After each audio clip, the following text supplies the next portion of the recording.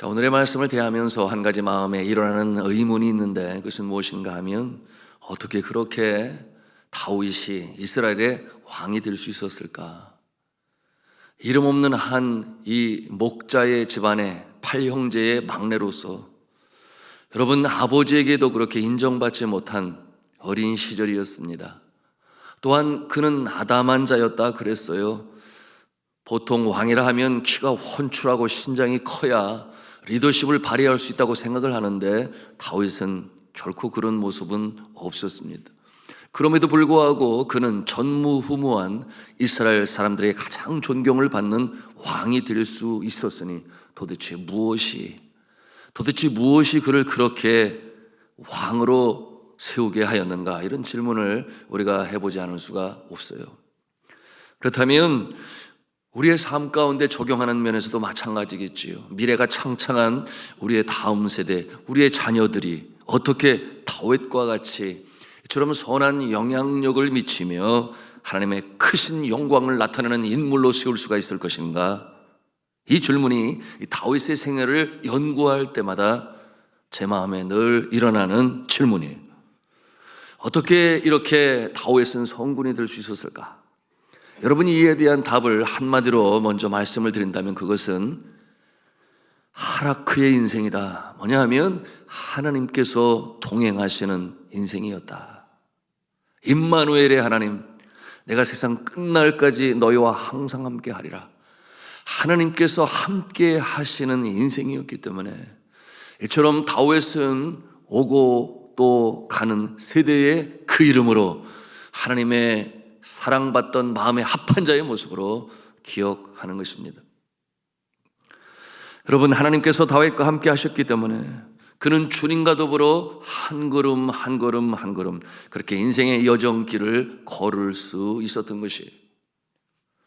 오늘 성경 본문 18장 12절 말씀을 통해 우리가 발견합니다만 함께 읽겠습니다. 12절 시작.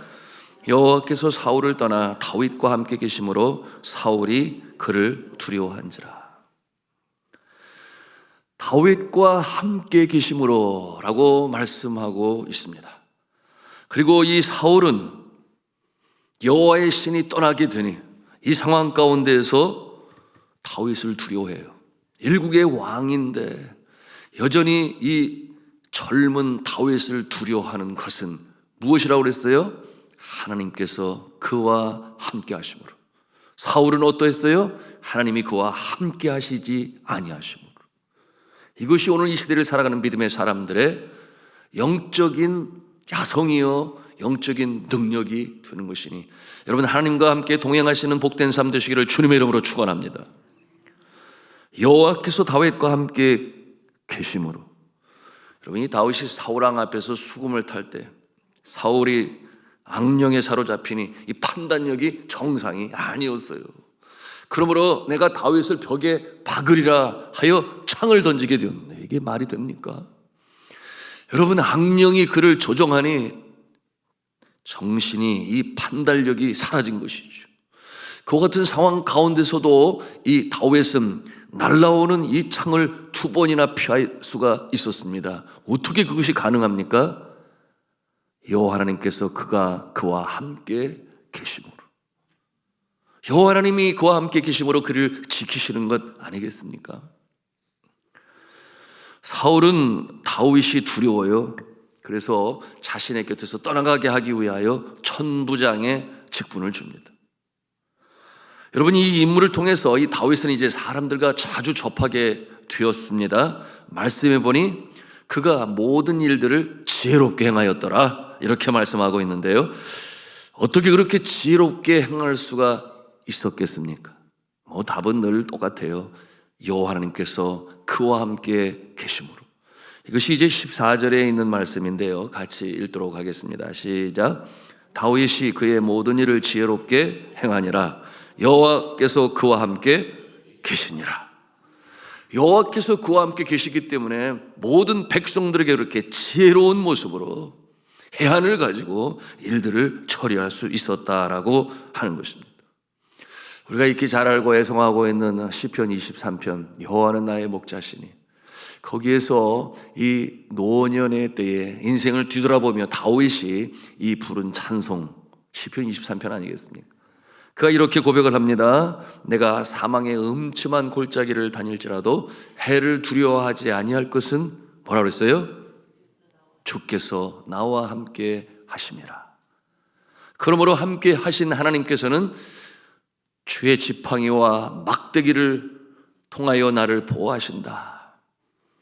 주가 나와 함께 하심으로 이 확신을 가지고 평생을 살아간 이 다윗의 모습입니다. 그러면 언제부터 이 하나님께서 다윗의 인생에 친히 개입하시고 그렇게 동행하시며 역사하셨을까요? 여러분, 이와 같은 내용에 대한 답은 사무엘상 16장 13절에 나타나 있는데, 우리가 벌써 나눴던 내용이긴 합니다만은 사무엘상 16장 13절 말씀 우리 찾아가서 읽도록 하겠습니다. 시작. 사무엘이 기름 뿔병을 가져다가 그의 형제 중에서 그에게 부었더니 이날 이후로 다윗이 여호와의 영에게 크게 감동되니라. 사무엘이 떠나서 라마로 가니라. 이날 이후로라고 말씀하고 있어요. 이날 이후로 하나님의 영이 그와 함께 하셨다. 이날은 어떠한 날이에요? 주의 종 선지자 사무엘이 장차 왕이 될 것을 하나님의 명을 받아 기름을 붓고 축사를 하고 축도를 한 그날 이후로 하나님의 영이 그와 함께 하였다라고 하는 것을 우리가 볼 수 있어요. 그러므로 용맹과 믿음과 지혜와 이 모든 것들이 하나님의 감동으로 되어진 것임을 우리가 이렇게 볼 수 있는 것입니다. 이때 다윗은 여전히 어린 때였죠. 청소년의 시기였습니다. 다윗은 성경에 보니 3번 기름 부음을 받아요. 첫째는 이 왕으로 선지자를 통해 기름 부을 때, 그런가 하면은 그의 나이 30세 유다 왕이 되었을 때 기름 부음을 받아요. 그리고 이스라엘 전체를 통일하여 왕이 되었을 그때 그의 나이가 38세였는데요. 그때 또 기름 부음을 받습니다. 그러므로 처음 기름 부음 받을 때, 첫 번째 기름 부음 받을 때 그 년대가 BC 1025년 그가 15살 때에 그가 기름 부음을 받고 하나님의 영이 그와 함께 더불어 동행하니 성장시키시고 성숙시키고 마음을 넓게 하시고 지혜를 갖게 하시고, 언제 그랬다는 거예요? 청소년의 때에. 우리가 잘 알아야 되겠습니다. 우리의 자녀들 이 신앙 형성에 있어서 이 청소년 시기는 너무나 중요한 거예요. 여러분, 그와 같은 모습은 우리 기독교 역사 가운데 수많은 인물들이 언제 하나님 앞에 자신의 삶을 드리기로 다짐하였는가를 보면 금방 알 수가 있어요. 청소년의 때에, 자아 발견의 시기에 하나님을 인격적으로 만난다고 하는 것은 평생을 주와 더불어 동행하는 전기를 마련합니다. 물론 이와 같은 내용이 있어서 태중에 있을 때부터 중요해요. 영유아기 때도 중요해요. 얼마든지 얘기할 수 있지만 자아 발견의 시기라는 입장에서, 그러므로 청소년의 시기는 쭉 청년기로 이어질 수 있는 전환점이 될 수 있기 때문에 중요한 것이죠. 그러니 오늘날 이 주일학교는 얼마나 중요합니까? 우리가 주일학교 주일날 뿐만이 아니에요. 여러분, 특별 새벽 기도에 들고 나와야 됩니다. 그런가 하면은 자녀들과 함께하는 특별 새벽 기도에 당연히 데리고 나와야 되는데, 와서 보면은 어르신들이 앉아있지, 우리 자녀들은 그 자리에 없으니까 제가 말씀의 초점을 어디다 맞추고 준비할지를 모르겠어요. 여러분, 왜 그렇겠습니까?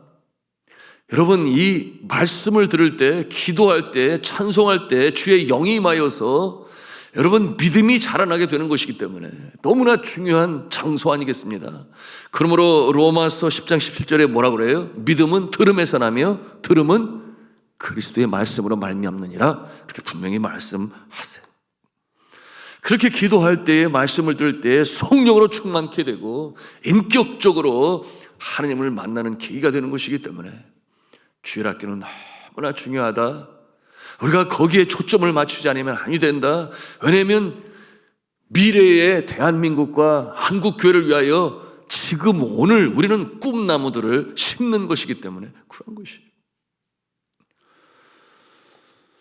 청소년의 시기, 하나님을 만나는 이 시기, 그 큰 역사를 경험한 그 모습들, 존 웨슬리, 감리교의 운동의 창시자죠. 그런가 하면 D.L. 무디, 찰스 스펄전 목사님, 설교의 황제라고 그랬죠. 에이브라함 링컨, 허드슨 테일러, 데이비드 리빙스톤, 헬렌 켈러, 이 같은 분들이 전부 청소년의 시기에 인격적으로 하나님을 만난 자들이고, 우리나라에서는 어떤 분이 있을까요? 여러분, 교육을 통해서 그 내일이 보이지 않던 시대에 한국의 미래를 꿈꿨던 도산 안창호 선생님이 청소년의 시기에 예수님을 인격적으로 만나고, 그런가 하면 고당 조만식 장로님, 사랑의 원저탄이라 일컫는 손양원 목사님, 한국의 슈바이처라고 불리는 장기려 박사님, 이 같은 모습은 한도 없고 끝도 없습니다. 이 훌륭한 인물들이 다윗과 같이 청소년의 시기에 인격적으로 하나님을 만나서 그처럼 선한 영향력을 미치는 산후의 동네가 되고, 그리고 어둠을 밝히는 빛이 되었으며 이 썩어져가는 세상에 짠맛을 잃지 않은 소금의 모습으로 지금도 귀감이 되어 영향력을 미치고 있는 것입니다. 여러분, 왜 그와 같은 역사가 나타났다? 하나님이 그들과 함께 동행하심으로. 자, 사랑하는 성도 여러분, 우리 산돌중앙교회가 이 질풍노도의 시기니 청소년의 이 때에, 그리고 청년의 때에 정말 하나님을 만날 수 있도록 그러므로 잘 양육해야 되는데요. 그러므로 주일학교뿐만 아니라 비전 트립을 세우고, 또한 그런가 하면 단기 선교를 많은 재정을 투자해서 이렇게 행하는 것은 내일을 향한, 미래를 향한 꿈나무를 심는 것인 줄로 믿으시길 바랍니다. 주님과의 만날 계기를 마련하는 거예요. 그래서 선교지를 갔다 와서 믿음이 성장한 청년들이 한두 명이 아니에요.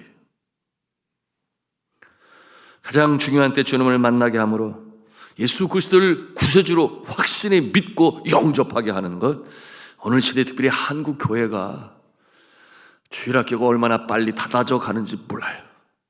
오늘날 한국 교회 70%가 주일학교가 없다고 하면 믿어집니까? 70%가 말입니다. 물론 그곳에는 작은 교회들이 대부분이겠습니다만은 자연 인구 감소로 말미암아 그것이 가장 주요 요인이요. 두 번째는 인본주의와 세상 이 향락주의, 소비주의, 이와 같은 내용들로 인해서 점점 영적인 면이 사라져버리는 이 시대의 아픈 모습이기 때문에 그렇습니다. 자, 다음 질문은 이것입니다. 그렇다면 하나님이 함께 하시고 함께 동행하시는 자의 모습은 우리가 어떻게 알 수 있습니까? 겉으로 드러납니까? 이와 같은 질문을 하지 않을 수가 없어요. 중요한 질문이죠. 오늘 성경 말씀에서 다윗을 통해 그와 같은 모습을 우리가 볼 수가 있어요. 첫째로는 많은 사람들이 좋아합니다. 많은 사람들의 칭찬을 받아요. 주관적인 것이 아니라 객관적이라고 하는 것이죠. 그러므로 특정한 부류의 사람들에게만이 아니라 보편적으로 좋아하는, 그러므로 따르는 이와 같은 모습, 하나님께서 함께 동행하는 자의 모습인 것이에요. 객관적으로 인정을 받는다는 얘기죠. 그렇게 되는 이유가 있는데 무엇이었는가 하면 지혜가 남다르기 때문에. 여러분, 이것이 이제 오늘 말씀에 우리가 보는 내용인데, 우리 5절 말씀을 같이 읽도록 하겠습니다. 5절입니다. 시작. 다윗은 사울이 보내는 곳마다 가서 지혜롭게 행하며 사울이 그를 군대의 장으로 삼았더니 온 백성이 합당히 여겼고 사울의 신하들도 합당히 여겼더라. 합당히 여기다, 히브리 성경 원어로는 야타브라는 말을 사용하는데 그 뜻이 무엇인가 하면 좋은, 훌륭한, 올바른, 만족할 만한 그런 좋은 뜻을 가지고 있어요. 그러므로 많은 사람들이 이 다윗을 좋아하고 존경하고 따릅니다. 여러분들은 어떠하십니까? 여러분 직장에서나 또는 사회 이웃 가운데 교회에서 많은 사람들 여러분 좋아하십니까? 네, 그러면 하나님이 함께 하시는 거예요. 하나님이 함께 하시는 거예요. 많은 사람들이 좋아하는 이유가 잘생겨서? 아니요. 돈을 잘 써서? 아니요. 그런 것이 아니고 지혜롭게 행하였더라.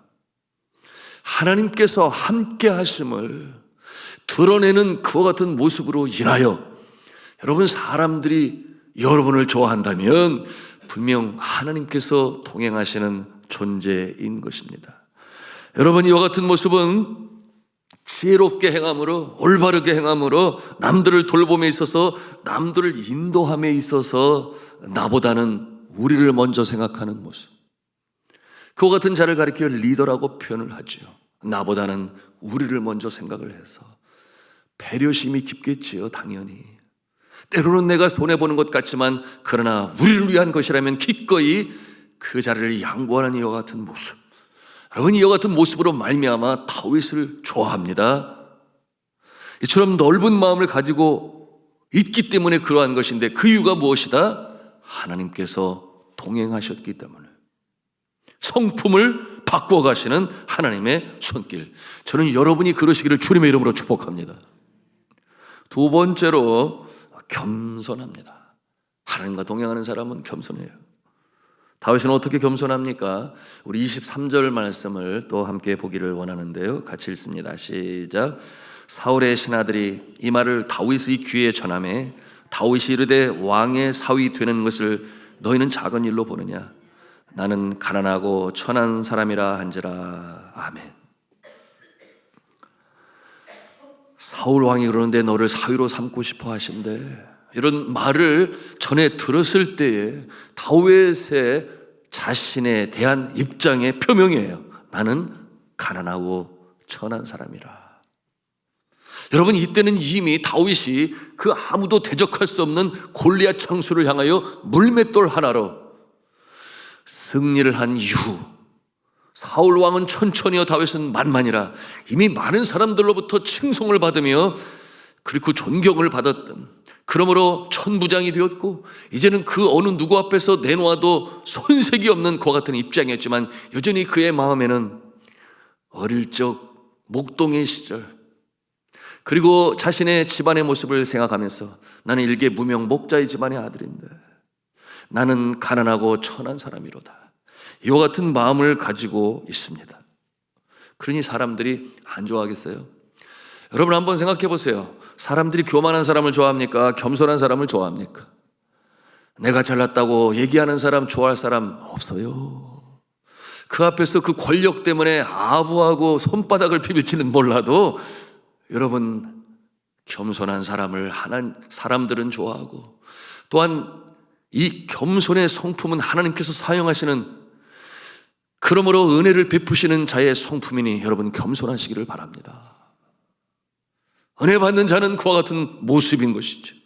자꾸만 자신을 나타내고 드러내고 싶은 마음이 생각이 들거든 요놈의 교만 물러가라, 이렇게 요놈의 교만 물러가라 마음에 스스로 외치며 그 상태에서 승리하시기를 바랍니다. 다윗이처럼 겸손할 수 있었던 이유가 뭐라고 했습니까? 하나님께서 그와 함께 하시기 때문에, 하나님께서 그와 동행하시기 때문에, 주님 기뻐하시는 성품, 하나님께서는 교만한 자를 대적하시고 겸손한 자에게 은혜를 베푸시느니라 이렇게 말씀하고 있잖아요. 그러므로 빌립보서 2장 3절에 말씀하고 있습니다. 아무 일에든지 다툼이나 허용으로 하지 말고 오직 뭐라고 그랬어요?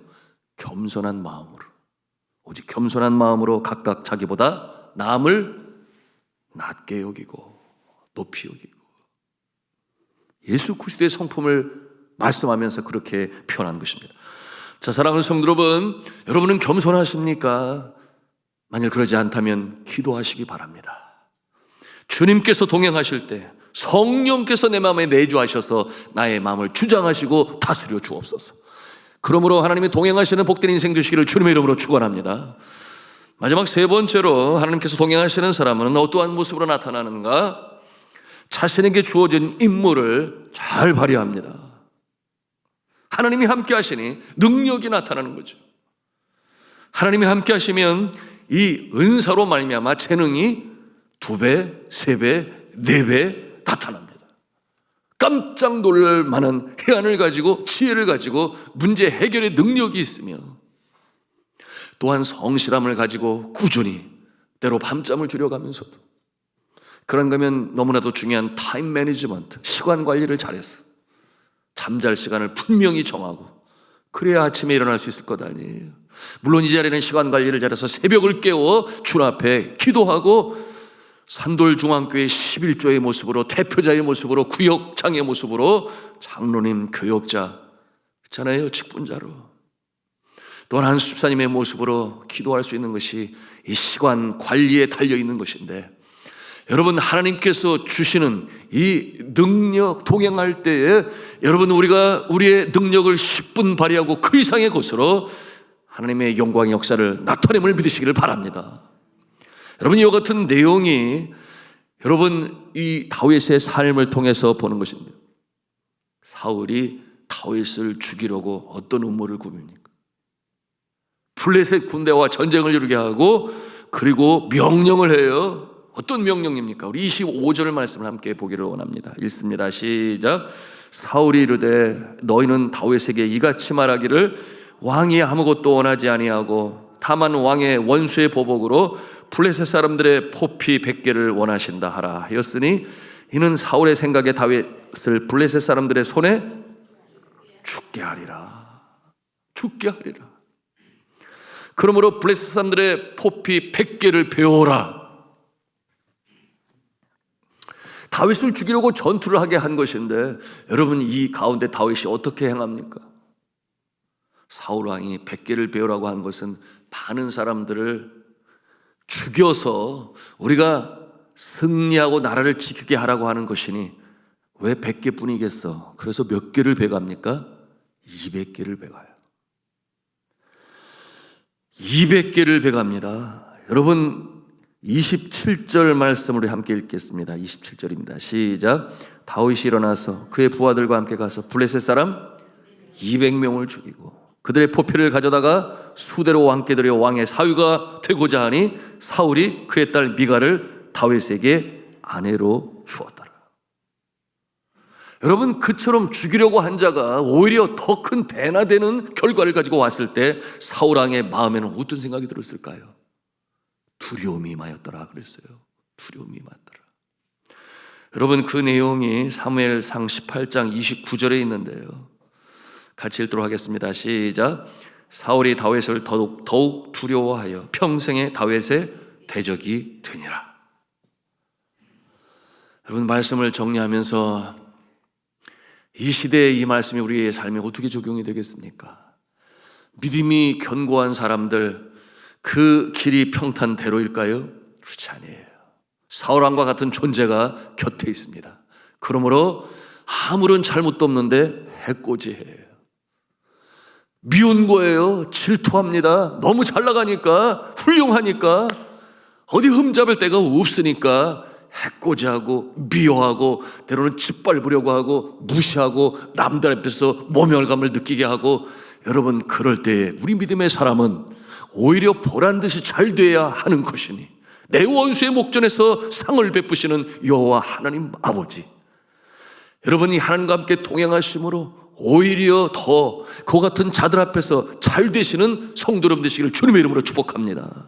그러므로 하나님의 영광이 나타나서 하나님이 동행하시기 때문에 더 잘 되고 더 잘 되었어. 선한 영향력을 미쳐 그야말로 어둠을 밝히는 빛이 되시고, 이 썩어져가는 세상의 방부제 역할로 선한 영향력을 미치시는, 주와 더불어 동행하시는 저 여러분 다 되시기를 저는 주 예수 그리스도의 이름으로 축원합니다.